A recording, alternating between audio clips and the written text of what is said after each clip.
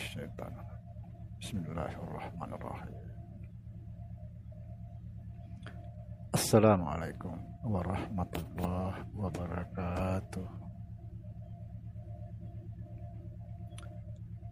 Saudara-saudara yang saya cintai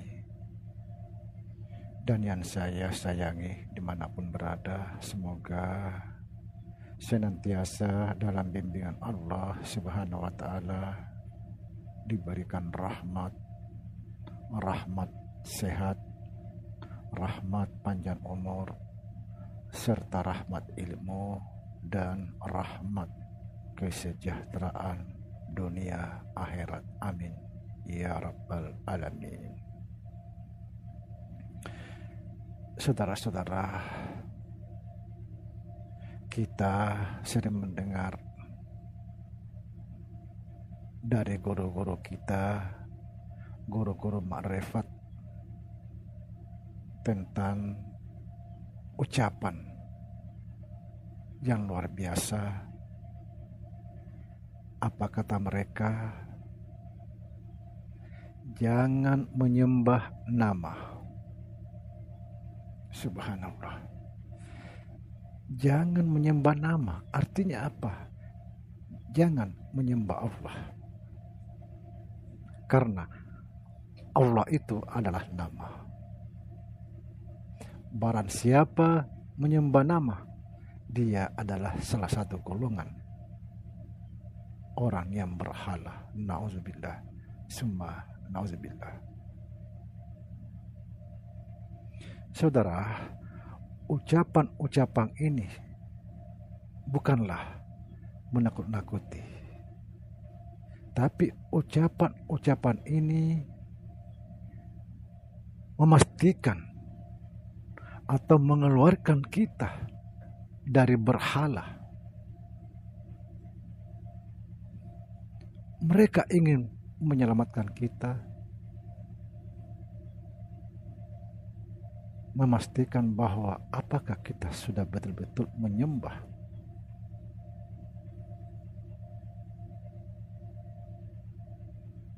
yang disebut Allah. Siapa pemilik nama Allah? Siapa yang disebut Allah? Ini penting yang kita pahami. Kenapa? Karena Tuhan itu tidak punya nama. Dia laisa kamitslihi. Tidak seperti sesuatu. Tidak bisa diserupakan dengan segala sesuatu. Laisa kamitslihi syai'un.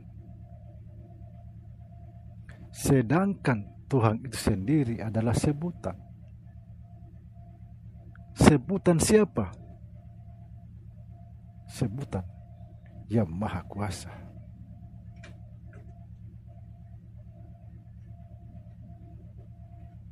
Sebutan aku.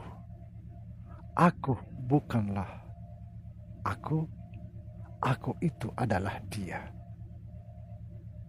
Karena kita ini tidak punya daya upaya. La haula wa la quwata illa billah. Kita tidak punya daya upaya. Tidak bisa berbuat apa-apa. Sebenarnya orang yang memahami ini tidak ada sama sekali rasa keakuan. Bagi orang yang memahami bahwa kita ini tidak ada rasa keakuan kita. Ketika kita ada di makam, bahwa kita ini tidak ada, yang ada hanya Allah. Di situ dijelaskan dalam Al-Hadid ayat 3, huwal awalu wal akhiru huwal batinu was zahiru. Dia yang awal, dia yang akhir, dia yang batin, dia juga yang zahir.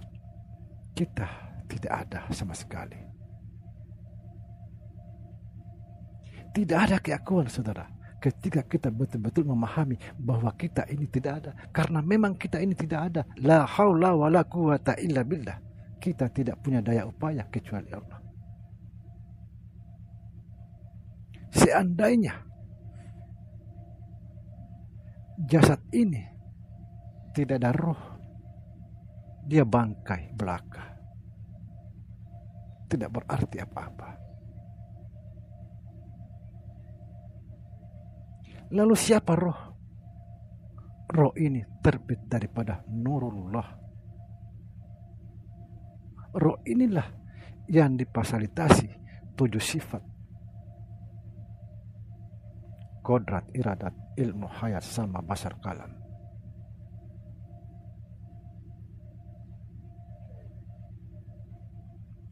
Roh inilah yang difasilitasi 7 sifat. Sifat kuasa,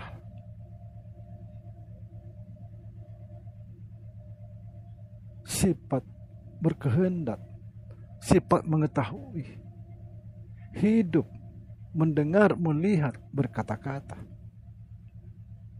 Kalau enggak ada roh, kita tidak berarti apa-apa.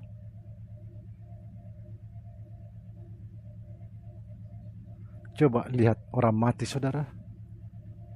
Apanya yang kurang? Telinganya masih ada, tapi tidak bisa mendengar. Matanya masih ada, tidak bisa melihat. Mulut masih ada, tidak bisa berkata-kata. Apa yang kurang? Rohnya yang sudah tidak ada. Tidak ada lagi yang mendengar, yang melihat, yang berkata-kata.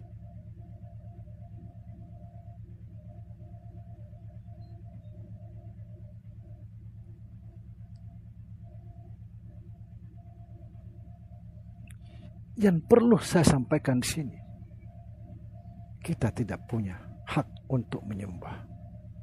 Tidak. Kita tidak punya daya upaya. Kita tidak punya kuasa untuk menyembah. Apa yang kita bisa buat, saudara? Tidak ada. La haula wa la quwata illa billah.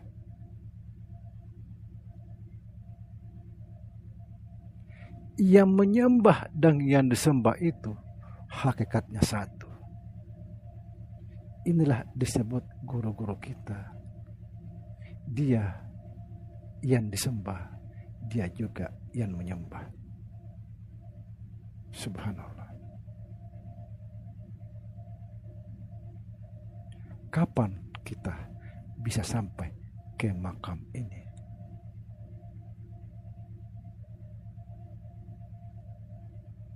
Kalau kita mau sampai ke makam ini, kita harus mati dulu.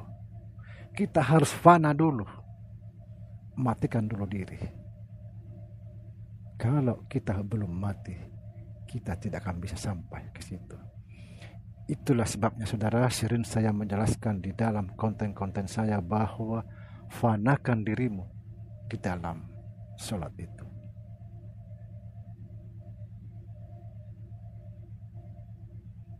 Tapi kalau orang sudah memahami arti fana, bukan cuma dalam sholat, sehari-hari kita ini fana. Kita ini tidak ada. Yang ada hanya Allah.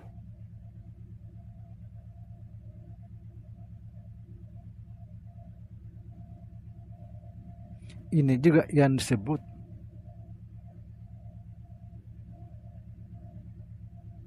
serahkan dirimu secara total kepada Allah.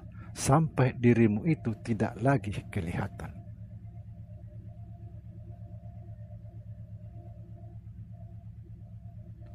Ketika kita sudah sampai kepada Allah Subhanahu wa Ta'ala, menyatu.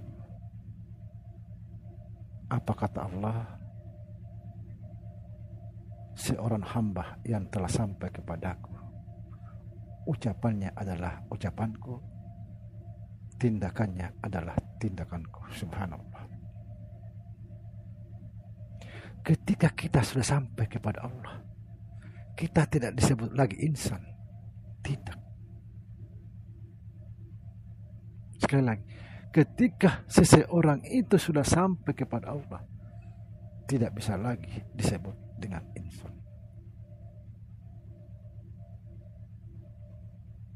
Satu contoh saudara, ketika air hujan itu jatuh ke tanah, masuk ke dalam tanah itu, tidak lagi disebut hujan atau air hujan karena sudah masuk di dalam tanah itu. Subhanallah. Kuncinya di sini, jangan pernah merasa ada, karena memang kita ini tidak ada. Di sini kuncinya. Ketika kita betul-betul memahami diri kita bahwa kita ini tidak ada, maka secara otomatis Allah itu berdiri dengan sendirinya.